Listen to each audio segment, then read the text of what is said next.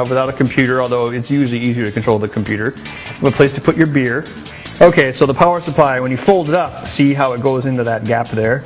So it's all about making sure that everything has its own place. That's why this is in a certain position. This is the park position. It's up a certain ways and then over certain ways so that when this folds together, it doesn't hit either the driver board or the print area. So there's a special code which puts this into the right position. So there's some V grooves here. This has a V on it and so does this, so it fits together and slides in. So what you do is this is a big piece that slides over like that to deploy. And then this solid piece of plastic fits into the V grooves on either sides and gives the whole thing its stability. See how it's all connected in one piece now? Here's the bulk of the wiring. In retrospect, I would have done this differently, but oh well. Here's the ramps board. It's the same kind of board we used on the first 3D printer. It has the 4 stepper motor drivers, and underneath is an Arduino 2580 Mega. Here's the SD card we talked about. Basically, you can use this as a file system and pull G-code files directly off this to run on the machine, so you don't even need a computer. And then all these wires go to power the heaters and, of course, drive the stepper motors. Alright, I'm going to run the demo off of the computer, but I'll show you how this panel works anyway. We'll switch it on. The panel turns on, gives us our information.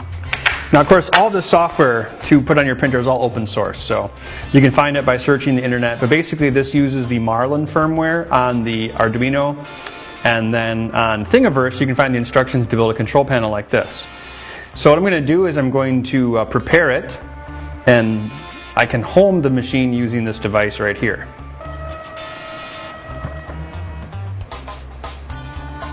So now that it's Z'd in its position, we're ready to print some stuff. We can select a file directly from the card, or we can use the computer to do it.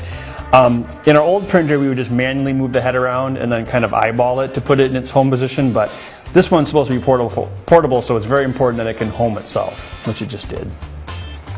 One thing we can do is we can go to the card menu and run some G-code files that are not files to print, but they're useful. So one thing we can do is we can, what do we got here? Z center. We'll put it in the center, kind of, so it's ready to print or heat up. See? And another file that we can run, I'm not going to run it here though, but is Z fold.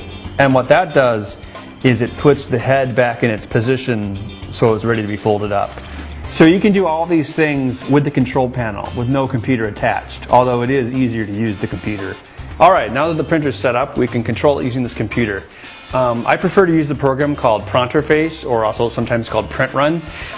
It just seems to work better for me than Replicator G, but you know, try whatever you want. So Marlin is the firmware you put on this, and Replicator G, or Printerface, or Printerface, that's the program on your computer that controls this. So I'm going to connect here using Printerface. Okay, the printer's connected, and now I can Z in Printerface as well. So I can re-Z it. Again, the card control is a nice gimmicky feature to have, but it's much easier to use your computer. So I'm going to set the temperatures.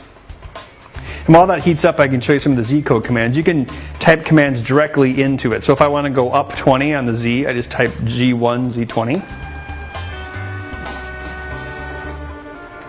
Okay, once it heats up, we'll be ready to print.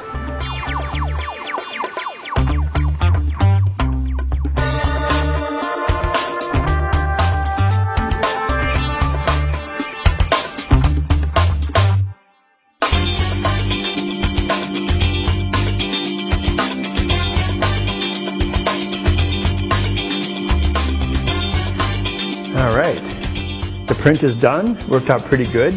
So now we can close the unit up and call it a day.